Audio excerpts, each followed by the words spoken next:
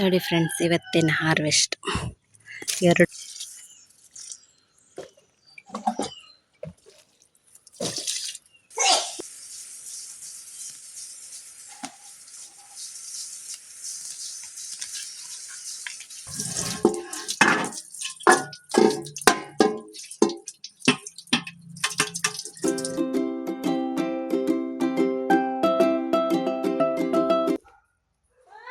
Hi friends, ಶುಭೋದಯ. ಎಲ್ಲರೂ ಹೇಗಿದ್ದೀರಾ?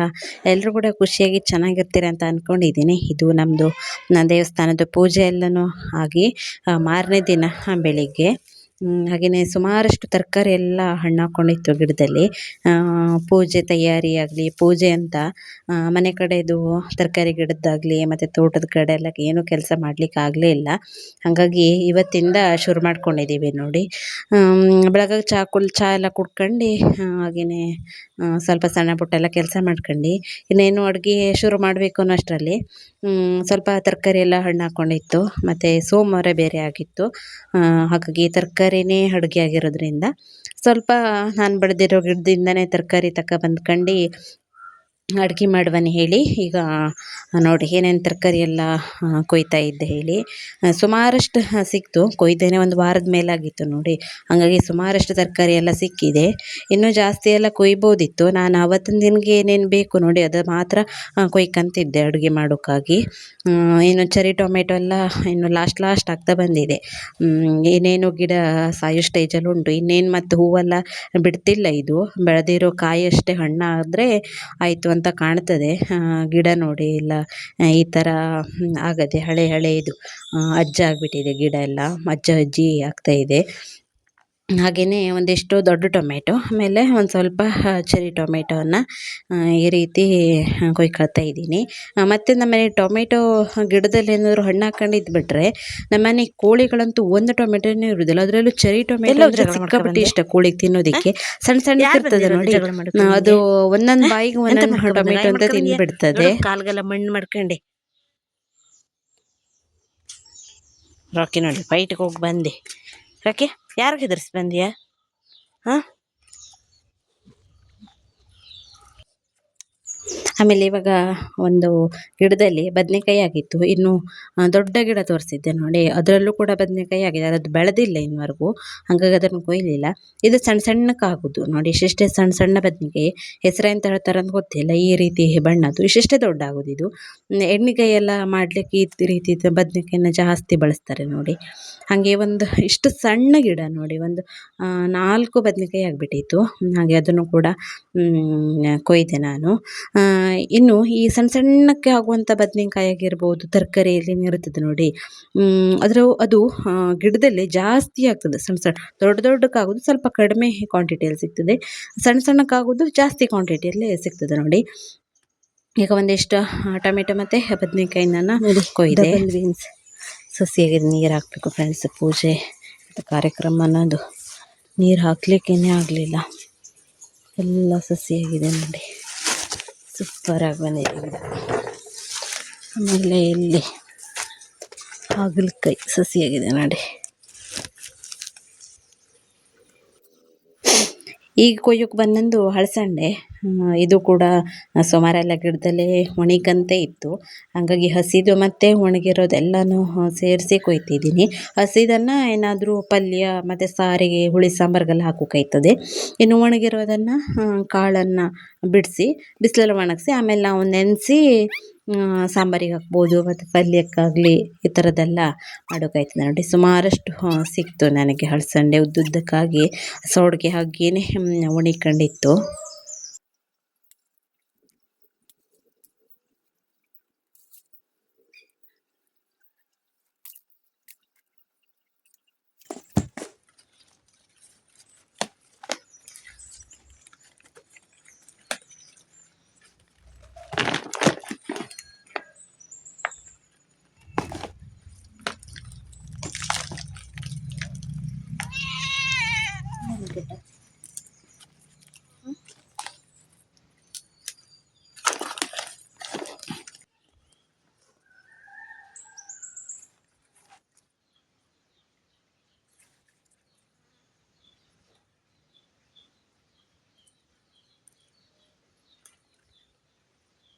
ನೋಡಿ ಫ್ರೆಂಡ್ಸ್, ಇವತ್ತಿನ ಹಾರ್ವೆಸ್ಟ್ 2 ಮೂಲಂಗಿ, 2 ಸೌತೆಕಾಯಿ, ಆಮೇಲೆ ಹಲಸಂಡೆ, ಹಸಿದು ಮತ್ತು ಒಣದು 2 ಸೇರಿಸ್ತಿದ್ದೀನಿ. ನೋಡಿ ಎಷ್ಟು ಫ್ರೆಶ್ ಇದೆ. ಟೊಮೆಟೊ, ಬದನೆಕಾಯಿ ಇನ್ನೂ ತೆಗಿಬೋದಿತ್ತು, ಬಸ್ಲ ಎಲ್ಲನೂ ಸಾಕು ಇವತ್ತಿಗೆ ಇದಿಷ್ಟು ಅಂತ. ನೋಡಿ ಫ್ರೆಶ್ ಆಗಿ ಬೆಳೆದಿರೋ ತರಕಾರಿ ಮನೆಯಲ್ಲೇ. ಇದು ನೋಡಿ, ನಾನು ಗಿಡಗಳಿಗೆ ಮಾಡಿರುವಂಥ ಎನರ್ಜಿ ಡ್ರಿಂಕ್. ಇದನ್ನು 3-4 ದಿನಕ್ಕೆ ಒಂದ್ಸರಿ ಈ ರೀತಿ ಕೋಲಿಂದ ತಿರುಗಿಸ್ತಾ ಇರಬೇಕು, ಇಲ್ಲಾಂದರೆ ಮೇಲ್ಗಡೆಗೆ ಒಂಥರ ಗಟ್ಟಿ ಪದರ ಥರ ಆಗಿಬಿಡ್ತದೆ. ಮತ್ತು ತುಂಬ ಬ್ಯಾಡ್ ಸ್ಮೆಲ್ ಬರ್ತಾ ಇರ್ತದೆ, ಹಂಗಾಗಿ ಸ್ವಲ್ಪ ದೂರ ಇಟ್ಬಿಡಬೇಕು ಮನೆಯಿಂದ. ಮತ್ತು ಸೊಳ್ಳೆ ಎಲ್ಲ ಬರದಿರೋ ರೀತಿ ಅದಕ್ಕೆ ಏನಾದರೂ ಕಟ್ಟಿಡಬೇಕು ಬಾಯಿಗೆ. ಹಾಗೆಯೇ ಈಗ ಸ್ವಲ್ಪ ತಿರುಗಿಸಿ ಮತ್ತು ಒಂದು ಸ್ವಲ್ಪ ನೀರನ್ನು ತೆಗೆದು ಗಿಡಕ್ಕೆಲ್ಲ ಹಾಕಬೇಕು ಹೇಳಿ ನಾನು ಗಿಡಗಳಿಗೆ ಯಾವತ್ತು ದಿನ ನೀರು ಕೊಡುತ್ತೆ ನೋಡಿ, ಆವತ್ತು ದಿನ ಈ ಗೊಬ್ಬರವನ್ನು ಹಾಕೋದಿಲ್ಲ. ಒಂದಿನ ಬಿಟ್ಟು ಒಂದಿನಕ್ಕೆ ನಾನು ಗಿಡಕ್ಕೆಲ್ಲ ನೀರು ಹಾಕೋದು. ಇವತ್ತಿನ ದಿನ ನೀರು ಹಾಕಿದ್ರೆ ನಾಳೆ ದಿನ ಈ ಎನರ್ಜಿ ಡ್ರಿಂಕನ್ನು ಹಾಕಿರ್ತೀನಿ. ಇದಕ್ಕೆ ಸ್ವಲ್ಪ ನೀರನ್ನು ಅದೊಂದು ಸಣ್ಣದೊಂದು ಚೊಂಬದ ರೀತಿ ಮಾಡಿ ಇಟ್ಕೊಂಡಿದ್ದೆ ನಾನು, ಅಳತೆಯಲ್ಲಿ. ಅದರಲ್ಲೊಂದು 4-5 ಚೊಂಬು ಹಾಕಿ ಅದಕ್ಕೊಂದು ಅರ್ಧ ಬಕೆಟ್ ನೀರು ಅಷ್ಟನ್ನು ಹಾಕಿ ಈ ರೀತಿ ಒಂದೊಂದೇ ಚೊಂಬಿನಂತೆ ಎಲ್ಲ ಗಿಡಕ್ಕೂ ಹಾಕಿಬಿಡ್ತೆ. ಇವತ್ತಿನ ದಿನ ಇದು ಕೊಟ್ಟರೆ ನಾಳೆ ದಿನ ನೀರು ಕೊಡೋದು. ನೀರು ಮತ್ತು ಇದು ಎರಡನ್ನೂ ಒಟ್ಟಿಗೆ ಹಾಕಿದ್ರೆ ಈ ಗೊಬ್ಬರದ ಅವಶ್ಯಕತೆ ಇರ್ತದೆ ನೋಡಿ, ಎನರ್ಜಿ ಡ್ರಿಂಕ್ ಅದೆಲ್ಲನೂ ಇಳಿದೋಗ್ಬಿಡ್ತದೆ. ಹಾಗಾಗಿ ಒಂದಿನ ನೀರು ಮತ್ತು ಇನ್ನೊಂದು ದಿನ ಈ ಎನರ್ಜಿ ಡ್ರಿಂಕನ್ನು ಕೊಡೋದು ಗಿಡಕ್ಕೆಲ್ಲ. ಇವತ್ತಿನ ವಿಡಿಯೋ ಯಾರ್ಯಾರು ಹೆಚ್ಚೆಚ್ಚು ತರಕಾರಿ ಪ್ರಿಯರು ಮತ್ತು ಹೂವಿನ ಗಿಡ, ಕೃಷಿಯಲ್ಲೆಲ್ಲ ಆಸಕ್ತಿ ಇರ್ತದೆ ನೋಡಿ, ಅವರಿಗೆಲ್ಲ ಜಾಸ್ತಿ ಇಷ್ಟ ಆಗ್ಬೋದು. ಅಂತಕ್ಕಂದರೆ ಇವತ್ತೇನು ಜಾಸ್ತಿ ವ್ಲಾಗ್ಸಲ್ಲಿ ಅಂತಂದರೆ ತರಕಾರಿ ಕೊಯ್ಯೋದು, ಗೊಬ್ಬರ ಹಾಕೋದು, ಚಪ್ಪರ ಹಾಕೋದು, ಇದ್ರ ಬಗ್ಗೆನೇ ಜಾಸ್ತಿ ಉಂಟು. ಹಾಗಾಗಿ ಇದೆಲ್ಲ ಒಂಥರ ಗಿಡಗಳ ಪ್ರಿಯರಿಗೆ ಆಗುವಂಥ ವಿಡಿಯೋ ಅಂತಲೇ ಹೇಳ್ಬೋದು. ನೆಲವದ್ದಿ ಅಲ್ಲ, ಅದು ಒಟ್ಟಿಗೆ ಇತ್ತಲ್ಲ, ತಂಪು ಎಲ್ಲ ಇತ್ತು, ತಂಪ್ಲಾಗಿತ್ತು, ಸುಖಿ ಹಾಕೊಂಡಿತ್ತು. ಈಗ ಬಿಸ್ಲಾಗಿಟ್ಟು ಹೂವ ಎಲ್ಲ ಬೆಂದೋದ್ರ ಹಂಗಾಗದ ಈಗ ಒಂದ್ಸತಿ. ಸರಿಯಾಗಿ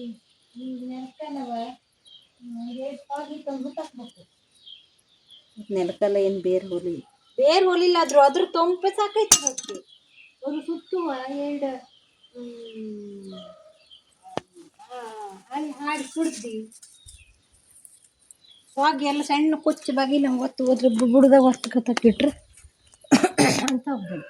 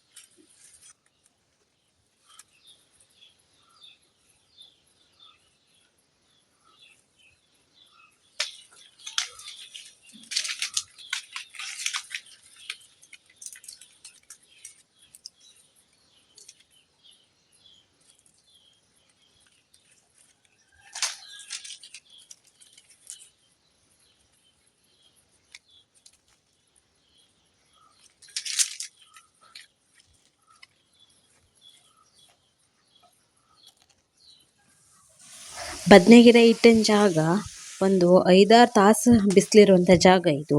ಮತ್ತು ನಾನು ಚೀಲದಲ್ಲೇ ಹಾಕಿರೋದು ನೋಡಿ.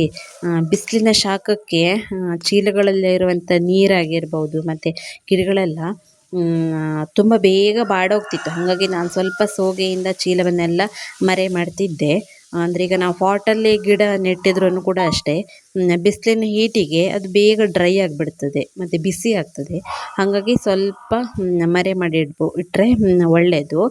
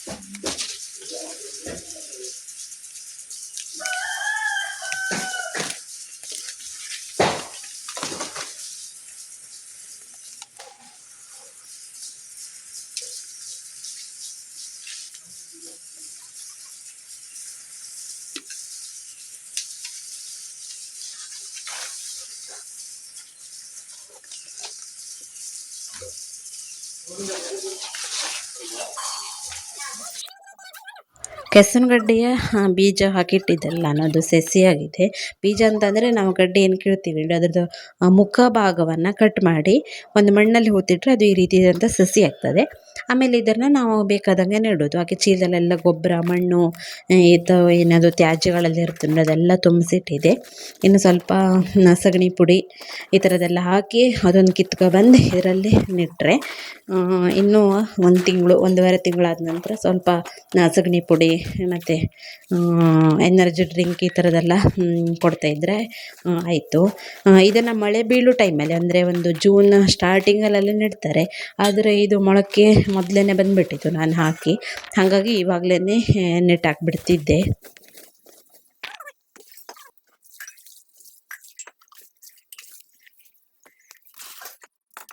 ಕಡೆಗೆ ದಾದ ಕಾಯಿ ಸುಲಿದಿಟ್ಟಿದ್ರು ಇದನ್ನು ಕೊಬ್ಬರಿ ಮಾಡಲಿಕ್ಕೆ, ಅಂದರೆ ಎಣ್ಣೆ ಮಾಡಿಸ್ಕೊಬರೋಕ್ಕೆ. ಮತ್ತು ಅದನ್ನು ಏನು ಹೇಳಿ, ಅದು ಜುಟ್ಟಿನ ಸಮೇತ ಇತ್ತು ಕಾಯಿ. ಹಾಗಾಗಿ ಸ್ವಲ್ಪ ನನ್ನ ಹತ್ರ ಬಿಡಿಸ್ಕೊಡು, ಮತ್ತು ಒಬ್ರಿಗಾದರೆ ರಾಶಿ ಹೊತ್ತಾಯ್ತದೆ ಅಂತ ಹೇಳಿದ್ರು. ನಾವು ಹೊಡ್ದಾಕ್ತೇನೆ, ಸ್ವಲ್ಪ ಆ ಜುಟ್ಟನ್ನೆಲ್ಲ ಬಿಡಿಸ್ಕೊಡು ಅಂತ ಹೇಳಿದ್ರು. ಅದಕ್ಕಾಗಿ ನಾನು ಬಂದು ಕೂತ್ಕೊಂಡು ದಾದಿಗೆ ಇದು ಸ್ವಲ್ಪ ಈ ರೀತಿ ಕೆಲಸ ಮಾಡಿಕೊಟ್ಕೊಂಡು ಮತ್ತು ಬೇರೆ ಕೆಲ್ಸಕ್ಕೆ ಹೋಗೋದು ಹೇಳಿ, ಈಗ ನಾನು ಮತ್ತು ದಾದ ಸೇರ್ಕೊಂಡು ಈ ಕೆಲಸವನ್ನು ಮಾಡ್ತಾಯಿದ್ರು. ಆಮೇಲೆ ಇದನ್ನೆಲ್ಲ ಬಿಸಿಲಲ್ಲಿ ಒಣಗಿಸಿ ಕೊಬ್ಬರಿ ಮಾಡಿದ್ರು ಎಣ್ಣೆ ಮಾಡಿಸ್ಕೊಬರೋಕೆ. ಕೊಬ್ಬರಿ ಎಣ್ಣೆನೇ ಬೇರೆ ಮತ್ತು ತೆಂಗಿನ ಎಣ್ಣೆನೇ ಬೇರೆ ಇರ್ತದೆ. ಇದನ್ನು ನಾವು ತೆಂಗಿನಕಾಯಿನ ಒಣಗಿಸಿ ಕೊಬ್ಬರಿ ಮಾಡಿ ಎಣ್ಣೆ ಮಾಡಿಸೋದು. ಅಂದರೆ ಇದು ಒಂದು ರೀತಿ ತೆಂಗಿನಕಾಯಿ ಎಣ್ಣೆನೆ ಅಂತ ಹೇಳ್ಬೋದು. ಕೊಬ್ಬರಿ ಎಣ್ಣೆ ಅಂತಂದರೆ ಆ ಕಾಯಿ ತನ್ನಷ್ಟಕ್ಕೆ ಒಳಗಿರುವಂಥ ನೀರನ್ನೆಲ್ಲ ಹೀರಿಕೊಂಡು ಅದು ಒಂಥರ ಬರಡು ಕಾಯಿ ಆಗ್ತದೆ. ಗರಿಟೆ ಎಲ್ಲ ಬಿಟ್ಟು ಒಳಗಡೆನೇ ಫುಲ್ಲು ಡ್ರೈ ಆಗಿರ್ತದೆ. ಅದನ್ನೇ ಎಣ್ಣೆ ಮಾಡಿಸಿದ್ರೆ ಅದು ಕೊಬ್ಬರಿ ಎಣ್ಣೆ ಅಂತ ಆಗ್ತದೆ. ಇದು ನಾವು ಹಸಿ ತೆಂಗಿನಕಾಯಿನನ್ನು ಬಿಸಿಲಲ್ಲಿ ಒಣಗಿಸಿ ಮಾಡೋದು ತೆಂಗಿನೆಣ್ಣೆ ಅಂತ ಹೇಳ್ಬೋದು. ಇದನ್ನು ಕೂದಲಿಗೆ, ಅಡುಗೆ ಮಾಡೋದಕ್ಕೆ, ಮೈ ಕೈಗೆ ಹಚ್ಕೊಳ್ಳಿಕ್ಕೆ ಇದೆಲ್ಲದಕ್ಕೂ ಕೂಡ ಆಗ್ತದೆ. ಹಾಗೆಯೇ ನಾವು ಇದನ್ನು ಬಜ್ಜಿ ಮಾಡಲಿಕ್ಕೆ, ತಿಂಡಿ ಕರಿಯೋದಕ್ಕೆ ಎಲ್ಲದಕ್ಕೂ ಕೂಡ ಬಳಸ್ತೀವಿ. ಹಾಗೆಯೇ ಸ್ವಲ್ಪ ಬಳ್ಚನ್ನ ತಗೊಂಡಿದ್ರು. ಈಗ ಸುಮಾರಷ್ಟೆಲ್ಲ ಕೆಲಸ ಮಾಡ್ಕೊಂಡು ನಾನೀಗ ಬಳ್ಚನ್ನ ಬೇಯಿಸ್ತಾ ಕೂತಿದ್ದೀನಿ ನೋಡಿ. ಇದನ್ನು ತಗೊಂಡ್ರೆ 1 ತಾಸು ಮೇಲೆ ಬೇಕಾಯ್ತದೆ ಇದ್ರ ಕೆಲಸ ಮಾಡೋಕ್ಕೇ.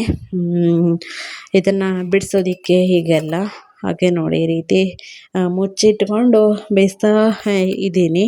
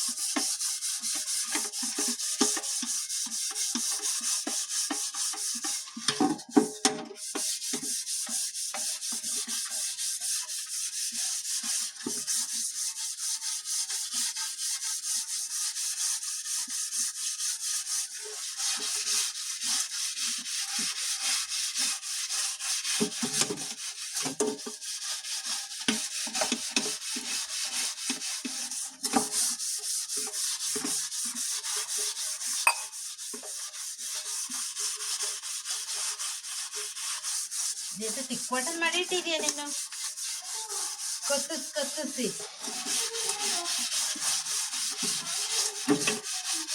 ಹಾ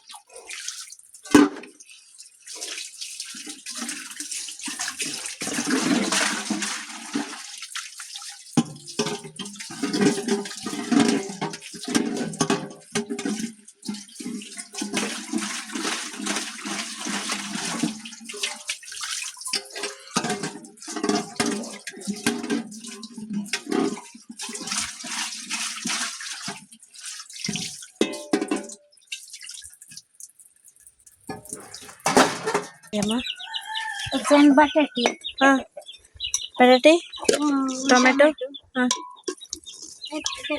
ಇದಾಕ್ಲಿಲ್ಲ ಮತ್ತೆ ಮುಳ್ಚಾಕ್ಲಿ ಇದೆಯಾ ಇಲ್ಲ ಕಾಣ್ತದೆ ಒಂದೇ ಇಡು ತೆಳ್ಳಗೆ ಅದು ನೀರೆಲ್ಲ ಹಿಂಗೆ ನೀರಾಗ ನಾವು ಒಂದು ಇಡಲಿಲ್ಲ ಒಂದು ಇಡು ಗೊತ್ತಾಕಿದ್ದೆ ಅಂದ ಅಲ್ವಾ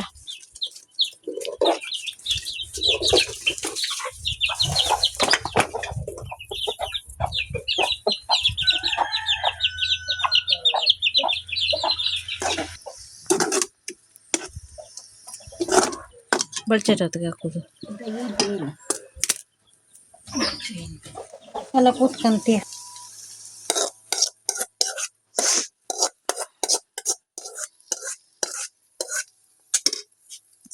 ಹ್ಞೂ